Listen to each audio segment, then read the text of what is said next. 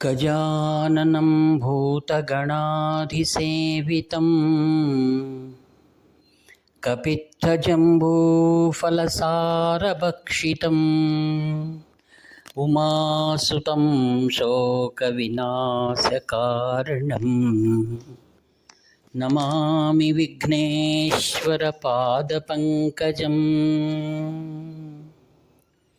सदाशिवसमारम्भां शङ्कराचार्यमध्यमाम् अस्मदाचार्यपर्यन्तां वन्दे गुरुपरम्पराम्। अपारकरुणासिन्धुं ज्ञानदं शान्तरूपिणं श्रीचन्द्रशेखरगुरुं प्रणतोऽस्मि मुदान्वहम्। देवे देहे च देशे च भक्त्यारोग्यसुखप्रदं बुधपामरसंसेव्यं तं श्रीजयेन्द्रं नमाम्यहम्। नमामः शङ्करान् वाक्यविजयेन्द्रसरस्वतीं श्रीगुरुं शिष्टमार्गानुनेतारं सन्मतिप्रदम्। सर्वमङ्गलमाङ्गल्ये शिवे सर्वार्थसाधिके शरण्ये त्र्यम्बके देवी నారాయణి నమోస్తుతే। మిత్రులందరికీ కూడా శుభాభివందనాలు. కాంచి కామకోటి పీఠం, సర్వజ్ఞ పీఠం, ములాంనాయ పీఠం ప్రస్తుత పీఠాధిపతులు శ్రీ శ్రీ శ్రీ శంకర విజయేంద్ర మహాసరస్వతి మహాస్వాముల వారి దివ్య లీలలను మీతో పంచుకోవాలని నేను ఎంతో ఉత్సాహంగా ఉన్నాను. కాంచి కామకోటి పీఠం సర్వజ్ఞ పీఠం అని ముందే చెప్పాను. ఆ పీఠంలో వచ్చిన వారందరూ కూడా త్రికాల జ్ఞాన సంపన్నులై ఉన్నారు. నాకు కలిగినటువంటి అనుభవాన్ని మీతో నేను పంచుకోవడం నా యొక్క అదృష్టం. ఒకసారి హోస్పేట అనే గ్రామం మాది.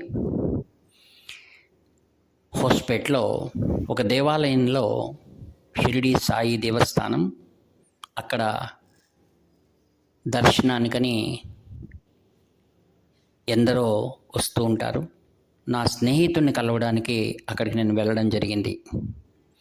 అక్కడ హోస్పేట నుండి ప్రతి సంవత్సరము కూడా కాంచి కామకోటి మహాస్వాముల వారి యొక్క దివ్య ఆరాధనకు మరియు జన్మదినానికి ఆ సాయి దేవస్థానం యొక్క ప్రముఖులు శ్రీయుత హెచ్ఆర్జి రంగనగౌడ్ గారు, మహాస్వామి వారి పరమ భక్తులు, ప్రతి సంవత్సరం కూడా పూజా కైంకర్యాలకు మేనేజర్ ద్వారా అనేకమైన వస్తువులను పంపిస్తూ ఉంటారు.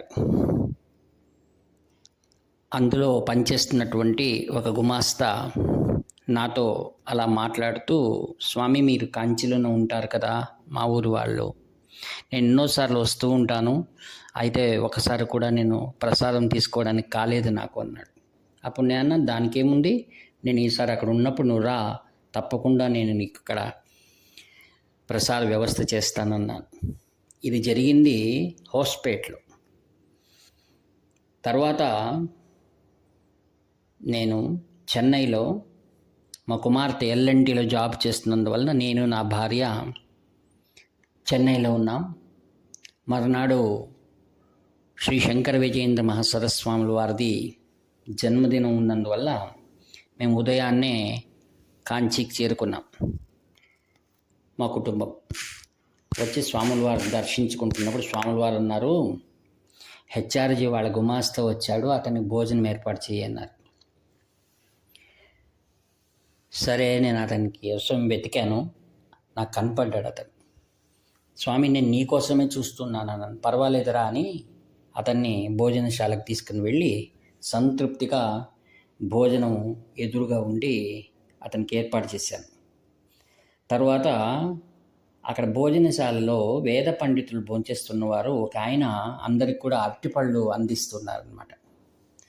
నేను ఆయన్ని అడిగాను, ఇవి ఏమిటండి, ఎందుకు ఇస్తున్నారంటే, మేము వేద పారాయణ చేశాము, అందుకోసం ఆ నైవేద్య ప్రసాదాలు ఇస్తున్నాను అన్నాడు. దయచేసి నాకు 2 ఇవ్వండి అని అడిగాను. అది వేద పండితులకేనండి అంటే, నాకు పరిచయం కావాలి, పర్వాలేదు తీసుకో అని నాకు 2 ఇచ్చాడు ఆయన. నేను దాంట్లో ఒక పండును ఆ హెచ్ఆర్జీ వాళ్ళ గుమాస్తాకి ఇచ్చి, తీసుకో, నీ అదృష్టం, ఈరోజు వేద పారాయణ చేసిన ప్రసాదం కూడా నీకు దొరికింది అన్న. సరే అని ఆయన నాతో సెలవు తీసుకుని వెళ్ళిపోయాడు. తర్వాత నేను ఒక అరటిపండు తీసుకొని ఆ మిగిలిన దాన్ని నా భార్యకి ఇద్దామని అలా అక్కడి నుంచి మఠానికి వస్తున్నాను. వస్తూ ఉండగా ఆశ్చర్యం ఏంటంటే, ఆ రోజు స్వాముల వారిది జన్మదినం కావున విశేషంగా హవనాలు చేస్తున్నారు. అక్కడ వేద పండితులు శ్రీ శంకర విజయేంద్ర సరస్వాముల వారికి ప్రసాదాలుగా అరటిపళ్ళు మరియు అనేకమైన ఫలాలు స్వాముల వారికి ఇచ్చారు. వాటిని ఆయన అలానే పట్టుకొని నిల్చుకున్నారు. అక్కడ చేరినటువంటి భక్త బృందం అంతా, ఎవరికి ఇస్తారా స్వామి, ఎంతసేపు అయింది నిన్ను పట్టుకొని కూర్చున్నారని నిల్చున్నారే అనుకున్నారు. నేను అలా మఠంకు వెళ్ళాను. వెళ్ళగానే స్వాముల వారు నా వైపు చూస్తూ నాగభూషణం అని పిలిచారు. నేను స్వామి అని వినయంగా దగ్గరికి వెళ్ళగానే తమ చేతిలో ఉన్న అరటిపళ్ళ గెలను నా చేతిలో పెట్టిస్తారు. తీసుకో అన్నారు. నాకు ఆశ్చర్యమైంది. అక్కడున్న వాళ్ళందరూ చూస్తున్నారు, ఇందుకోసం స్వామి ఇంతసేపు ఈయన కోసమే పట్టుకుని ఉన్నారా అని. ఆ తర్వాత ఆ పళ్ళన్నింటినీ అక్కడిని చేరిన వాళ్ళందరికీ పంచి 2 పళ్ళు నా చేతిలో పెట్టుకున్నాను. ఇప్పుడు మనం తెలుసుకోవాల్సిన విషయం ఏంటంటే, నేను హోస్పేట్లో షిరిడీ సాయి దేవస్థానంలో మేనేజర్కు గుమాస్తాకు చెప్పింది, మీరు రండి నేను చూసుకుంటానని చెప్పిన మాట స్వాముల వారు కాంచీలో ఉండి దాన్ని విన్నారు. తరువాత మరునాడు ఆయన వచ్చినప్పుడు నేను ఎక్కడైతే ఉన్నానో నాకు జ్ఞాపకం చేస్తూ, నీవు ఆయనకు మాట ఇచ్చావు కదా భోజనం పెడతానని, తీసుకొని వెళ్ళి ఏర్పాటు చెయ్యి అని స్వాముల వారు సంకల్పం ఇచ్చి అక్కడ అవన్నీ ఏర్పాట్లు చేశారు.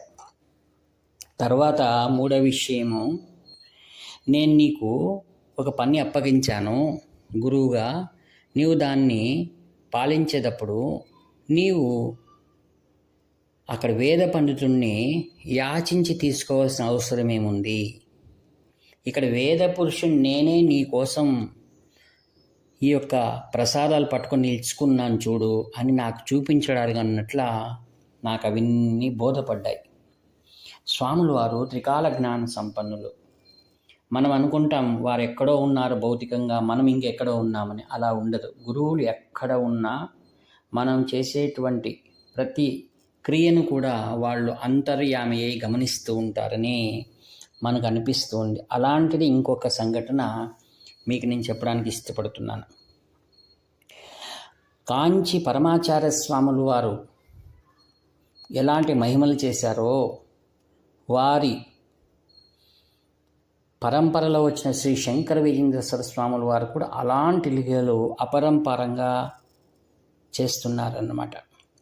ఒక ఉదాహరణ చెప్పాలి అంటే, నాతో ఒక యతీశ్వరుడు పంచుకున్న విషయాన్ని మీకు నేను తెలియజేస్తున్నాను. ఆ యతీశ్వరుడి పేరు శ్రీ అంజనానంద స్వామీజీని. ఆయన నాతో ఈరోజు ఆ విషయం మాట్లాడుతూ, ఒకసారి కాంచి పరమాచార్య స్వాముల వారిని ఆయన దర్శించడానికి వెళ్ళాడు. ఆయన అనుగ్రహంతోనే ఆయనకు సన్యాసి దీక్ష ఇవ్వబడింది. అయితే స్వాముల వారి దగ్గరికి వెళ్ళేటప్పుడు ఒకరోజు అచాతుర్యంగా పాద ప్రక్షాళన చేసుకోకుండా వెళ్ళడం జరిగిందట.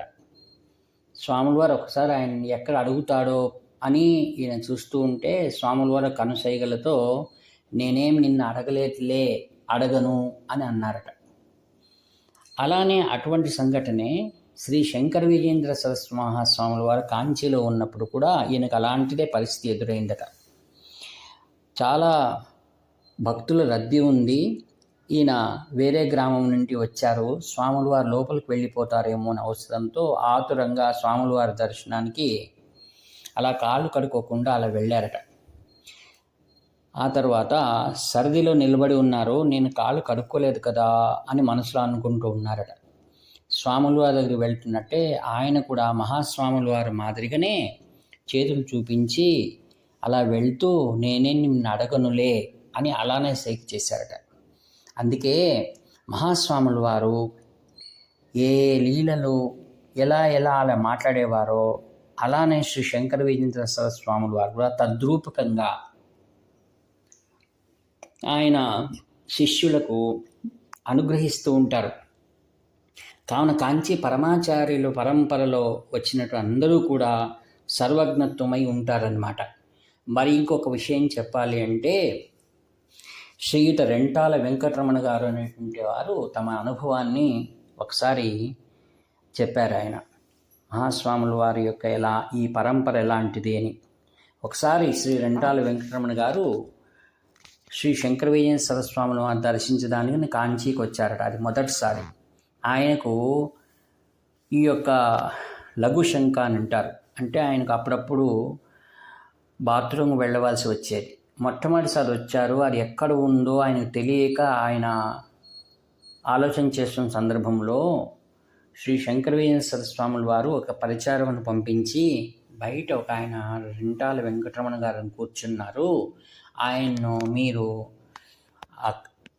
ఆ యొక్క శౌచాలయానికి తీసుకువెళ్ళండి అని పంపించారట.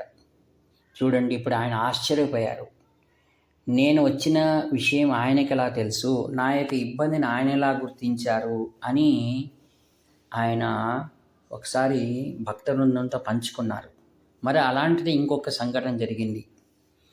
శ్రీ శంకర విజయేంద్ర సరస్వాముల వారు ఆ రోజు మహా త్రిపుర సుందర సమేత శ్రీ చంద్రమౌళీశ్వర స్వామి పూజ చేస్తూ ఉండగా వచ్చిన భక్తులందరూ అలా కూర్చొని ఉండగా స్వాముల వారు ఒక పరిచారకుడిని ఒక ఆమె ముసలామె దగ్గరికి పంపించి ఆమె ఏదో వస్తువు తెచ్చింది తీసుకురమ్మని సైగ చేశారు. అప్పుడు ఆమె దగ్గరికి వెళ్ళగానే ఆమె 108 వెండి పుష్పాలు తెచ్చింది. ఆమె కాంచీకి వెళ్ళి ఇవ్వాలనుకుంది. అయితే స్వాముల వారు క్యాంపులో ఉన్నారు. అప్పుడు ఆమె ఇచ్చిన పూలను తీసుకుని స్వాముల వారు మహాత్రిపుర సుందరి దేవికి అలంకారం చేశారు.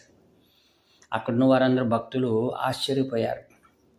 ఈ విధంగా త్రికాల జ్ఞాన సంపన్నులైనటువంటి శ్రీ శంకర విజయేంద్ర సరస్వతి మహాస్వాముల వారు అనుగ్రహము ఎవరు పొందుతున్నారో వారు నిజంగా భాగ్యవంతులు.